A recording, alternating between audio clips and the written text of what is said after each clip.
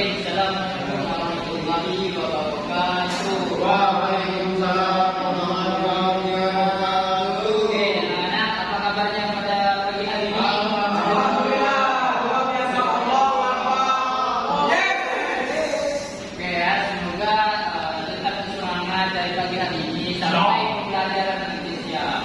Ya, dan ketika kita semangat dalam menuntut ilmu, maka ilmu yang kita disampaikan oleh guru atau dengan guru yang lain itu akan diterima dengan baik. Pada pagi hari ini kita akan mempelajari materi yang berjudul tata cara bersuci dari hadas besar dan hadas kecil. Ada yang tahu apa itu hadas? Hadas itu bersuci, Pak, najis itu. Bersuci, oke. Ada lagi? Najis, oke. Ada lagi? Oke ya. Lanjut dulu ke pengertian. Nah, di dalam kita mempelajari bersuci ini, yang pertama itu kita akan mempelajari taharah. Apa itu taharah? Taharah adalah bersuci dari najis dan hadas. Dan jadi hadis dan hadas ini adalah berbeda. Nah, najis adalah kotoran yang menjadi sebab terhalalnya seseorang untuk beribadah kepada Allah Subhanahu wa Ta'ala. Sedangkan untuk hadas adalah keadaan dari seseorang yang sedang tidak suci. Nah, nanti kita akan mempelajari mengapa orang tersebut dikatakan najis. Ya, silakan. Lama-lama ya. Siapa? Nah, yang mana dari najis ini seseorang tersebut tidak boleh melaksanakan sholat ataupun ibadah lainnya sebelum mereka bersuci itu. Nah, selanjutnya hadas dan najis itu adalah berbeda. Yang mana kita akan mempelajari satu-satu, yaitu pengertian dari hadas. Pengertian hadas adalah kondisi tubuh seseorang yang sedang tidak suci. Maksud dari kata tidak suci adalah bukan karena ada kotoran yang menempel pada seseorang tersebut atau pada tubuh orang tersebut, tetapi melainkan pada keadaannya. Nah, jenis hadas ini ada dua, hadas besar dan hadas kecil. Ada yang tahu hadas besar itu seperti apa dan hadas kecil itu seperti apa? Yang tahu? Ya, silakan. Besar itu kayak apa? Apa? Kipas. Kipas. Oke, itu keadaan setelah perempuan melahirkan. Oke, yang hadas kecil. Hadas kecil itu kencing. Oke, buang air kecil atau buang air besar. Ya. Oke, terima kasih atas jawabannya kepada Bu Elsa. Nah, itu sebagai dua contoh terhadap hadas yang dimiliki oleh seseorang, yaitu hadas besar dan hadas kecil. Nah, selanjutnya yaitu najis. Nah, pengertian dari najis adalah benda atau zat yang kotor harus dibersihkan agar tidak menghalangi sahnya ibadah. Contoh dari ini yaitu ada 3 jenis najis. Yang pertama najis mughalladah, yang mana itu adalah najis berat atau najis besar. Nah, yang kedua adalah najis mutawassithah, yaitu najis sedang. Dan yang terakhir adalah najis mukhaffafa, yaitu najis ringan. Nah, dari 3 najis ini ada yang tahu contoh dari najis mughalladah? Najis besar. Ada yang tahu? Najis besar, Pak. Ya.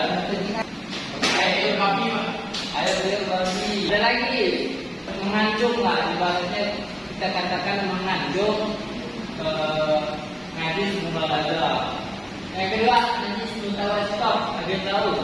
Air kencing, Pak. Air kencing. Dan yang terakhir Bapak, Air kencing anak kecil yang belum berumur 14 bulan. Nah, lain Pak. Nah, dari ketiga najis ini terdapat perbedaan di dalam cara bersucinya atau membersihkannya. Yang mana untuk najis berat itu harus disucikan menggunakan satu kali air yang dibasuh ataupun dicampur dengan tanah, dan yang terakhir 6 kali dengan air bersih. Jadi 7 kali membasuhnya. Nah, yang kedua, kita wasito ini cukup dengan berwudu. Jadi ketika diri ini merasa buang air kecil, buang air besar, kita cukup berwudu untuk membersihkannya. Nah, yang terakhir yaitu najis apa-apa. Ini cukup dibersihkan dengan air atau disiram dengan air. Nah, oke. Nah, itulah materi kita pada hari ini. Nah, saya ingin bertanya, ada yang tahu tadi ada berapa jenis najis? Ya. Oke, 3. Menit ada berapa jenis hadas? Wah, oke, 2. Bagus, berarti mendengarkan ya. Oke, Yoni boleh berikan kalimatnya mengenai materi kita pada hari ini. Hadas besar itu ada 2, hadas besar dan juga kecil. Kemudian najis baju ada 3, yaitu najis mukhalazo dan apa dan mutawasito. Nah, itu penjelasan masing-masing dari semuanya. Jadi mutawasito adalah najis yang ringan, sedangkan mukhalazo adalah najis yang berat, dan juga apa adalah najis yang sedang. Oke, baik, terima kasih kepada Imam.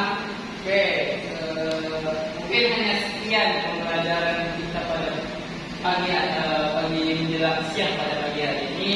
Semoga dari pembelajaran ini dapat kita ambil manfaat yang baik-baiknya supaya ini bisa kita terapkan pada kehidupan kita untuk sehari-hari. Karena ketika kita tahu mengenai bersuci ini, maka untuk kita melakukan ibadah juga tidak was-was apakah diri ini sudah bersih dari hadas atau najis. Mungkin hanya sekian dari saya untuk pelajaran pada pagi hari ini.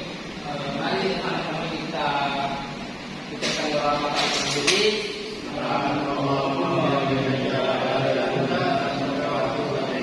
Oke, tetap semangat untuk melanjutkan pelajaran